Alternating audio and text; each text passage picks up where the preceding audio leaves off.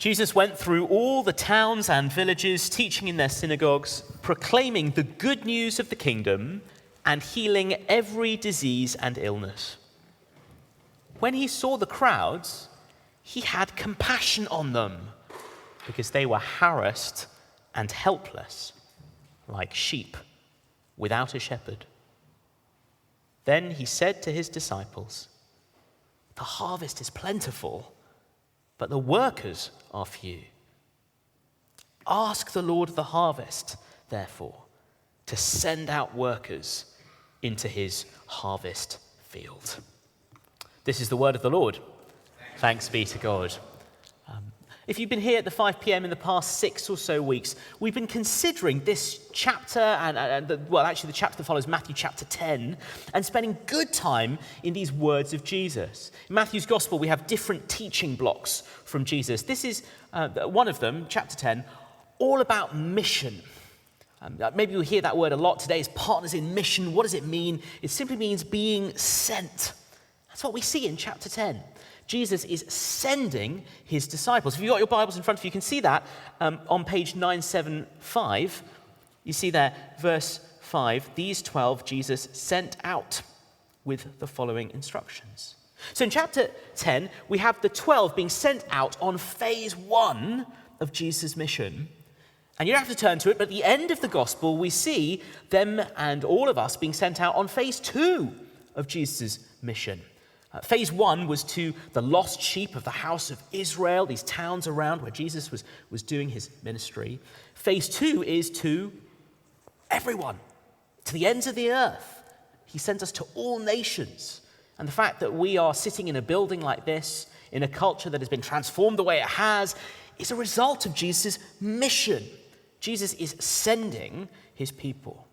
Jesus says, "Go," and he sends us. And the mission he sends us on is so extraordinary because of what we see at the end of this speech from Jesus. You can turn over the page to see it on verse 40 of chapter 10. Jesus says, "Anyone who welcomes you welcomes me, and anyone who welcomes me welcomes the one who sent me." This is extraordinary. It tells us that Jesus is sending us, but he himself has been sent by the Father. And what he's sending us to do is an extension of what he has been sent to do. So when we talk about mission, when we give a Sunday over to praying for it, when we think about how through the week the Lord is sending us to people, here's what's going on. This is a movement of love that begins in God, in his very heart, between Father and Son, and reaches out to the world. And we are being sent to be part of that mission. What will that mission look like? Well, turn back a page and just glance through chapter 10. Let me give you some highlights. Verse 8, Jesus says, "Freely you have received, freely give." This is a mission in which we share out of what we have been given, and we share the way we've been given. We received it for free. We give for free as we proclaim the kingdom in word and deed. Sounds wonderful. But Jesus is honest enough to tell us that will also be hard. Verse 16, if you look at it, he says, "I'm sending you out like sheep among wolves." He's very honest that there will be opposition. Opposition from those at the top of society. At verse 18, you'll be brought before governors and kings. And opposition from those nearest to us. Verse 36, quoting from Micah, "A man's enemies will be the members of his own household." There'll be opposition, but we go fearlessly. In that middle section, Jesus tells us why. Verse 28, it's because God's judgment is coming. And at his judgment, everything will be exposed. Nothing will be hidden. And so we aren't to fear those who could hurt us today. We're to be in awe of the God who will judge. And not just awe, verse 28 to 30, that wonderful truth that his care will strengthen us. The Father who doesn't forget the sparrow when it falls, who cares for us. And verse 20, who will give us his Spirit so that even the words we have to say will be given to us. Jesus says, "Go," and we must. He sends us out, And as we've been thinking through those sermons, there are all kinds of things we will never know until we go.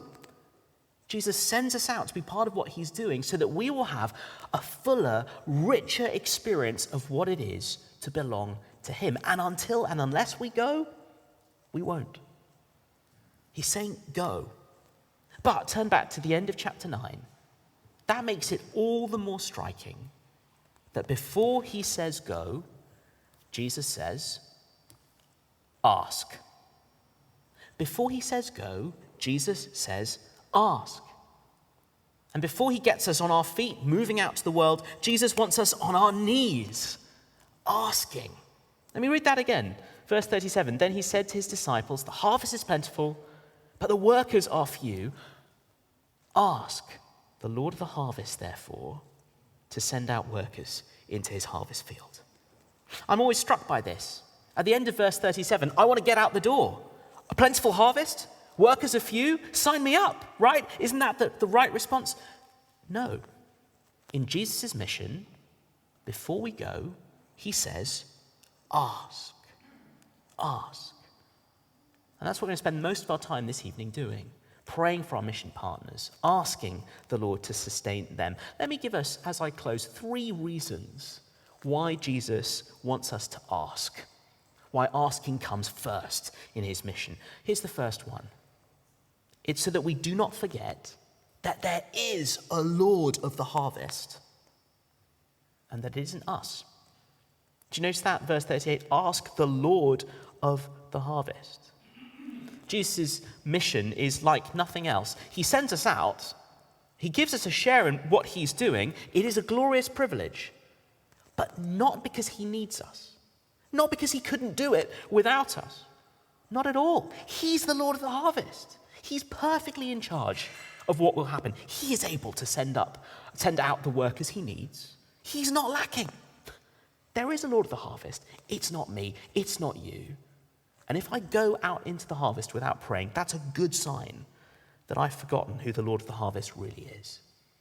Asking comes first, so I don't forget who the Lord of the harvest is.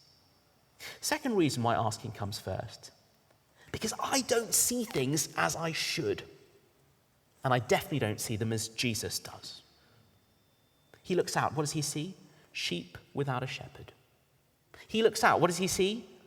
A harvest that is so plentiful, the only thing lacking is workers. And I don't see the world like that.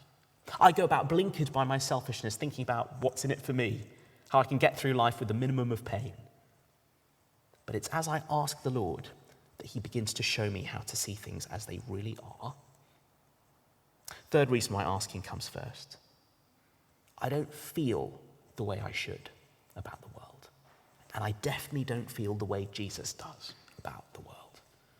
How does he respond? Verse 36, when he saw the crowds, he had compassion on them because they were harassed and helpless like sheep without a shepherd. How compassionate do you feel? How good are you at being compassionate? I'm good at compassion in theory, in practice a lot harder. But that's why asking comes first in Jesus' mission. As I ask the Lord of the harvest, he will show me how to see the world and how to feel about it. Prayer is where this begins. And so prayer is what we're going to do this evening. I'll hand over to Rachel now, and she'll tell us how we will be praying together to the Lord of the harvest.